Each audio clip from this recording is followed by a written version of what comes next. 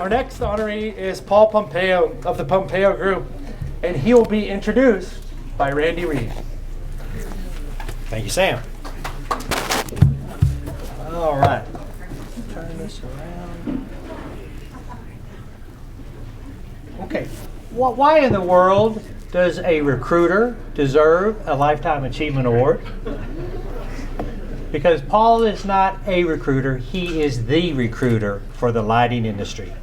Amen.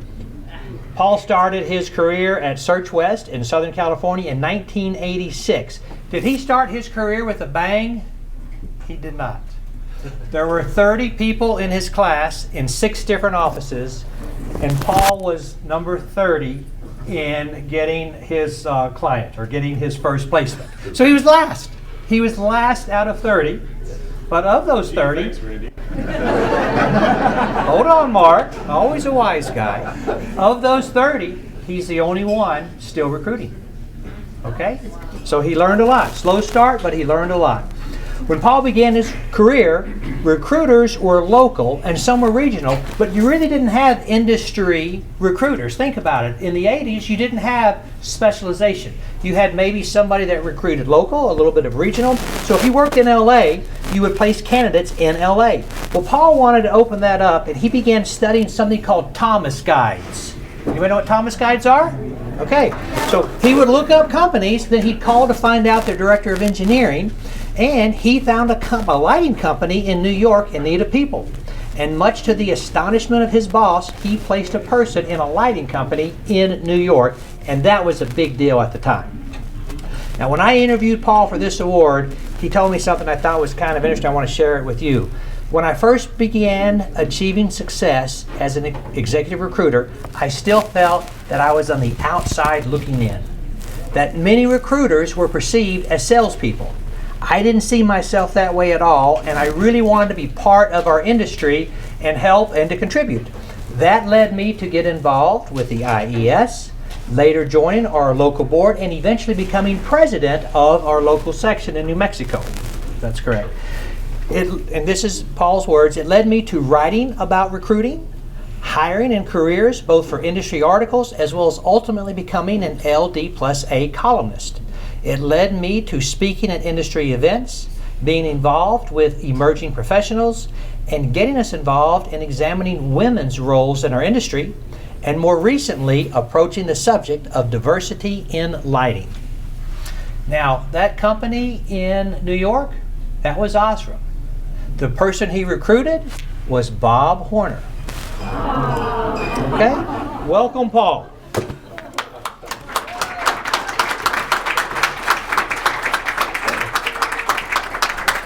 Thank you, Randy. All right, can everyone hear me okay? Yes. All right, thank you so much. Thank you, Randy. Hey there. Thank you, EdisonReport judges. Sam, thank you. And just for all of you here, this is my first, I went to 2 trade shows in 2020 in January and February. The last was Strategies in Light. And then something called the pandemic hit. So this is my first get-together with lighting professionals in over 2 years. And so I'm just jazzed about this. This is amazing to see all the faces here. And I'm so honored by all the people here, and sitting at this table is, I feel like Wayne and Garth, I'm not worthy, but pleased to be here. So I wanted to say a couple things. About 3 years, by the way, one thing I have to add, Randy, is when Search West, my old company, closed, the manager of the office said, "Would you like to have your personnel file?" Which normally is not done, right? But I said, sure. So I got it, and this is after my first interview for the company, and they said, he's kind of a plotter. So that was kind of but somehow they stuck with me, and here I am. What's that? Don't admit that. Now it's too late, I guess, but you're right. Randy, you can insult yourself. About 3 years into my recruiting career, I was doing a search for a national sales manager for a lighting manufacturer. Picked up the president and his wife from the airport. We were going on an escalator up at LAX, and all of a sudden the president and his wife started looking up and just talking. And they were looking up at something. I'm behind them just watching, saying, well, what is this? So finally I asked them what they were doing, and they were noticing the lighting fixture, saying, look at that. Is that, that fixture? Is that fixture? And at the time I thought, What a mundane thing to do, to be looking up at lighting fixtures. Now, fast forward 10 years later, after I'd really been immersed in lighting, I'm going up an escalator at LAX. Guess what I'm doing? So I'm doing the same thing. There's a cliche that we've all heard about: if you love what you do, you don't work a day in your life. But that really is true for me. I love what I do. I've never gotten tired of it. It's always been interesting. It's fun. You're dealing with people. Mary Lindenmuth on our team says that recruiting gets in your blood, and once it does, it becomes like an obsession. And that really is true for me as well. It's something that just I still love. I've had the honor to serve and work with so many terrific lighting companies, candidates, hiring managers. It's just been an honor for us to do that. I would like to acknowledge a couple of people. First, our team, the amazing people at Pompeo Group: Joan, Joe, Janelle, Albert, and Mary. I'm very proud of what we're doing and what we've done over the years, but I'm just as excited about some of the new things we're doing as well. Bob Cowan was the president of Search West. He founded it many years ago, and he taught me the art of recruiting, and he continues to be a mentor to me to this day. My family is here with me, as you might have noticed. These are some future members maybe of lighting or recruiting.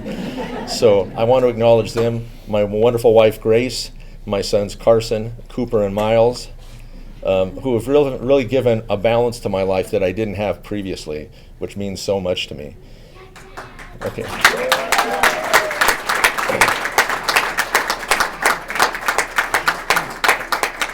And finally, I'd like to acknowledge my mom and dad. They're no longer with us, but my mother, for her amazing care for people, for a great sense of humor, and always caring for people who are less fortunate than herself. She was always aware of that. My dad had an amazing work ethic. He was great at bringing people together for positive reasons. And he also taught me that it's important to have enthusiasm in whatever you do.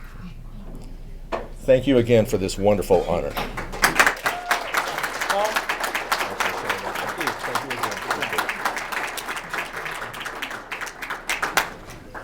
You know, I heard a couple people surveying these little kids for AutoCAD skills, so you guys can make a lot of money starting like tomorrow if you want. Revit. That's Revit. Definitely never heard of that, right? Show of hands for who loves Revit in the room. I won't look. No one? Oh, okay.